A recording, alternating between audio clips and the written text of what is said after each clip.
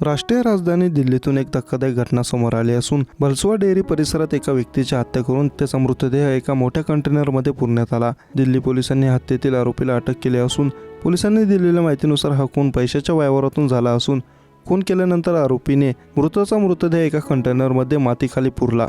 केजरीवाल असं मृताचं नाव असून वीरेंद्र असं खून करणाऱ्या आरोपीचं नाव आहे। दिल्ली पोलिसांनी दिलेल्या माहितीनुसार 27 मार्च रोजी दिल्लीच्या भलसुआ डेअरी परिसरात जीटी कर्नल रोडवर एका मोठ्या कंटेनरमध्ये पुरलेला मृतदेह सापडला होता। पोलिसांनी शेजारी बसवलेल्या सीसीटीव्ही कॅमेऱ्यांचं फुटेज स्कॅन केले असता 2 जण कंटेनरच्या आत जाताना दिसले। नंतर डब्यातून एकच व्यक्ती बाहेर येताना दिसली। पोलिसांनी जवळपास 50-60 सीसीटीव्ही कॅमेरे तपासले असता आरोपीची ओळख पटली।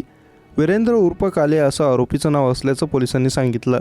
दिल्लीतील कॅनॉट प्लेस आणि ISBT जवळील हनुमान मंदिरात तो भीक मागायचा। बऱ्याच प्रयत्नानंतर अखेर पोलिसांनी आरोपीला 11 एप्रिल रोजी जीटी कर्नल रोडवरून अटक केली। पोलिसांनी दिलेल्या माहितीनुसार मृत केजरीवाल हा त्याचा मित्र असल्याचे आरोपीने सांगितले। दोघेही अंमली पदार्थांचं व्यसन करत 27 मार्च रोजी डब्यात अंमली पदार्थांचं सेवन करत असताना पैशाच्या व्यवहारातून त्यांच्यात भांडण झालं। यानंतर वीरेंद्र यांनी केजरीवालची हत्या केली। खून केल्यानंतर त्याचा मृतदेह कंटेनरमध्येच मातीखाली गाडला होता। मृतदेहाची विल्हेवाट लावल्यानंतर तो तिथून निघून गेला। दिल्ली पोलिसांनी आरोपीला अटक केली आहे।